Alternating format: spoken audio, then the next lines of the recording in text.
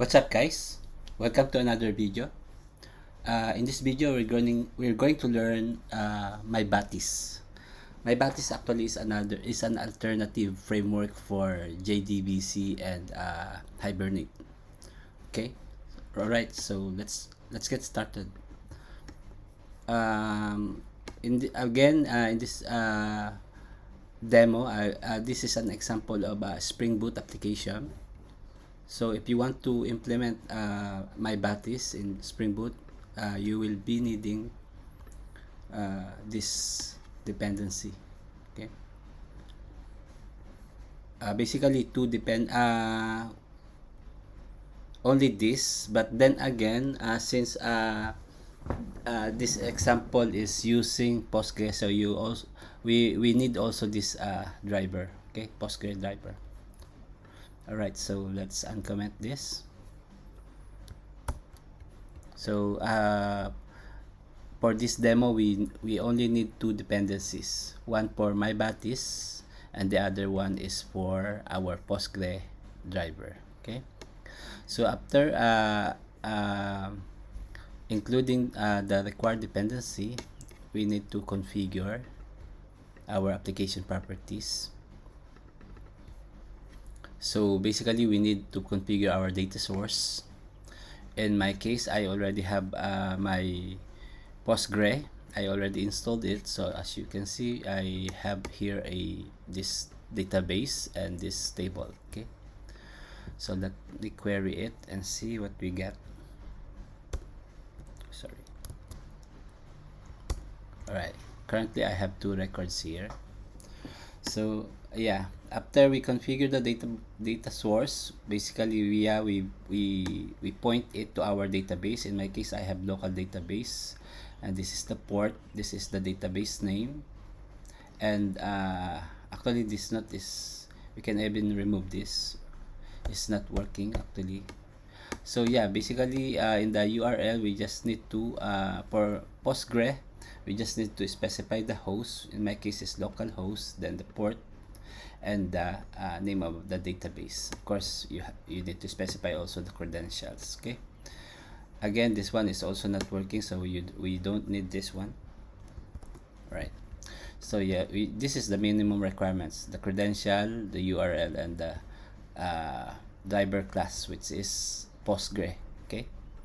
So after configuring it, we need to configure our MyBatis framework. We need the session factory. So as you can see here, this session factory, SQL session factory, is under my iBatis package. Okay. So yeah, we basically when we create an instance of this session factory, we need to point it to our data source, which is this one, right? So Spring Boot will automatically create and inject this data source based on this configuration. All right. So I think that's it. That's the configuration. So after we do the configuration, we can now create our mapper. The mapper is an interface. Okay, this one. This is an interface to communicate with our database. But then again, before you can create this interface, you need to create a model or the entity. This one. With this, in my case, I have customer. This represent the table. Okay. As you can see in this entity, or how you call it, model, you have a corresponding fields, three fields: customer ID, fund ID, and name, which is exactly the same name as our same name as we have in our table, which is this one, right? In our DB, we call it columns. So in our customer table, we have three columns: customer ID, fund, and name. So in our Java, we need to create an object which represent this table, and this is the one, customer. Okay. So after creating the model, this is the model, our model object. Then we can create the mapper. again, this annotation mapper is under iBatis package, my Batis package. Okay, so again, yeah, we need to use to retrieve the records from DB or DB table. We need to use this annotation at select. Again, this is under my Batis. Okay, so yeah, we basically need to pass the query statement. Okay, then create a method, Java method, okay, which represent basically the result of this query. It will return an array of objects, customer objects. That's why we have this. Okay, list customer. So again, as I explained,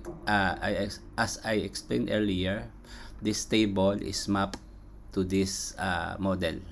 Okay, so that's it. Then for if we want to save records, we need to use an insert annotation. Again, this is provided by my Batis, and yeah, you just pass the insert statement here. All right, then again, for the parameter, as you can see here, I need to map this object to our customer table, right? So inside this object, as I showed you earlier, it has 3 columns, right? 3 fields. These 3 fields: customer ID, fund, and name. That's why here, as you can see, I made a parameter. I have here customer ID, fund, and name. All right, so the framework will convert this to actual value. Whatever we pass here in this object, the my Batis framework will convert it to will basically translate it, this expression, under the hood. Okay, so that's it. We can test our my Batis. So I have a controller here. Okay, for this one, I need to enable this. We need the mapper. This is the one I show you, customer mapper. So we need to test this customer mapper, right? So customer mapper, first we want to test the save first. Okay, so let's say we want let's put a 2, or let's say 3, then 300,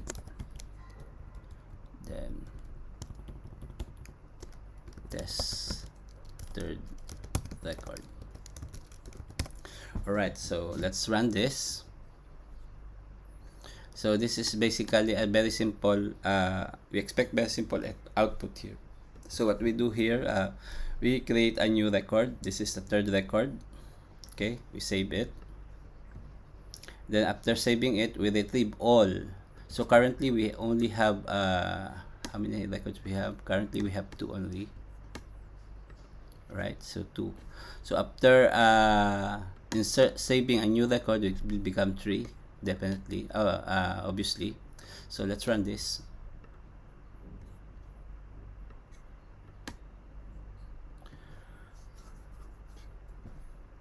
All right, so here I have the endpoint is test save.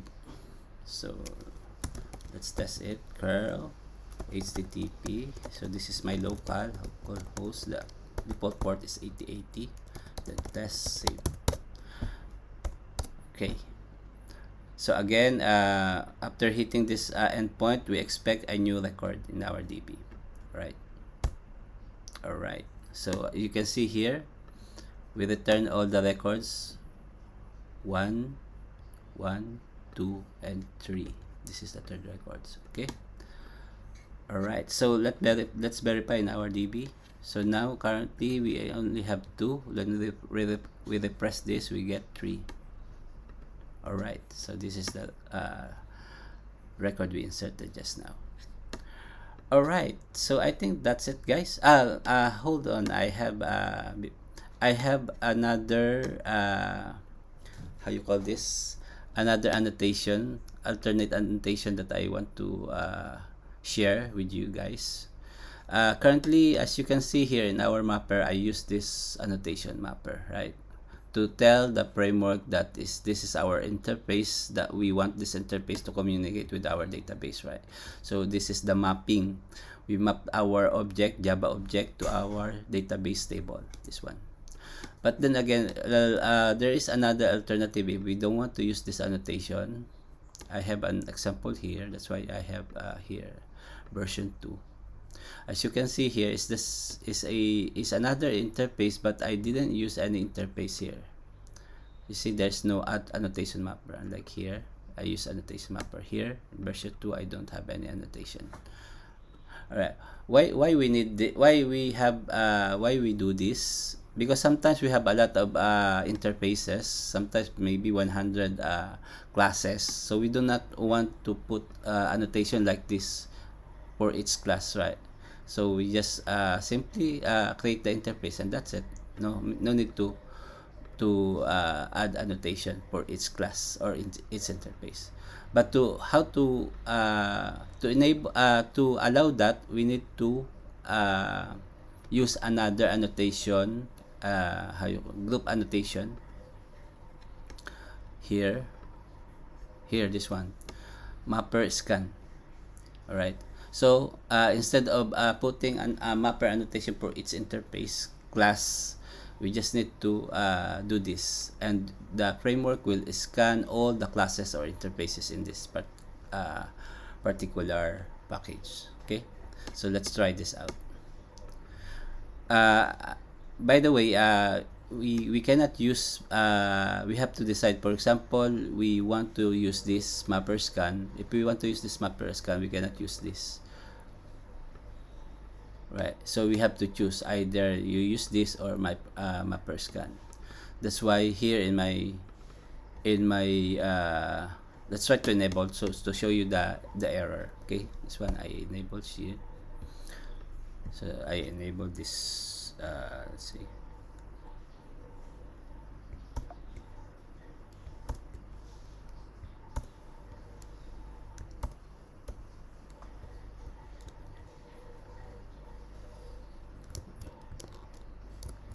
Sorry about that.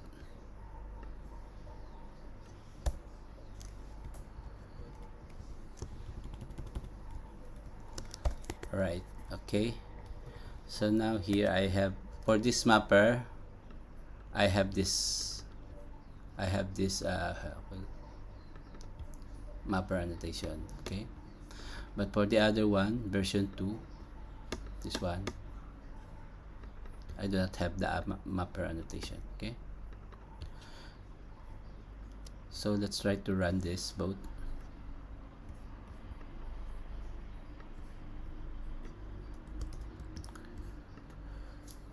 So we expect an error like this.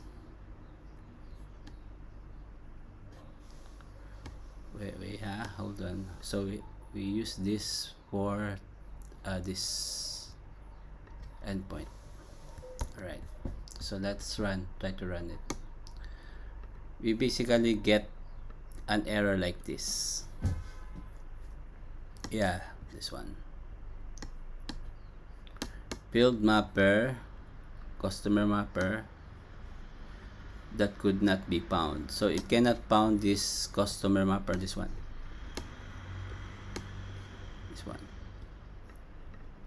Why? Because we enable this mapper scan. So if we use mapper scan, the add mapper, this one, will not work.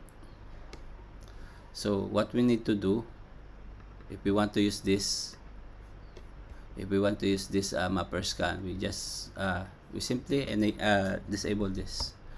Okay, so we don't use the other mapper.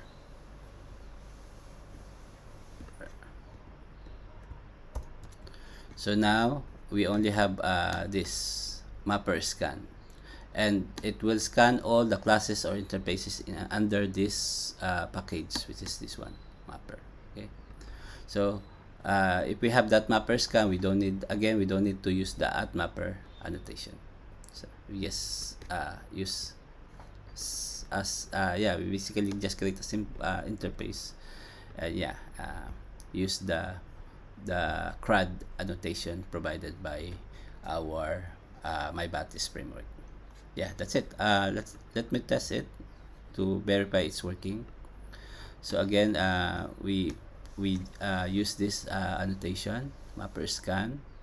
The framework will scan on this under this package, which is this one. Then we have one method which is find all.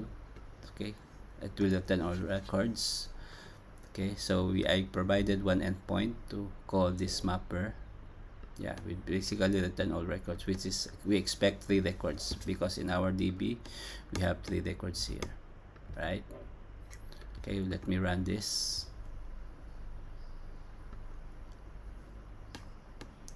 So we expect 3 records in our, okay, let's, all right, let me run. What's the endpoint of this? The endpoint name is test2. All right, so test2. All right, test2. So again, we expect the records. Let's resume. Check. Yeah, see, test2 return 3 records, 1, 2, and 3. This is the record we added earlier. All right, I think that's all, guys. Thank you for watching. Hope you guys enjoyed this video. Until next time, happy learning.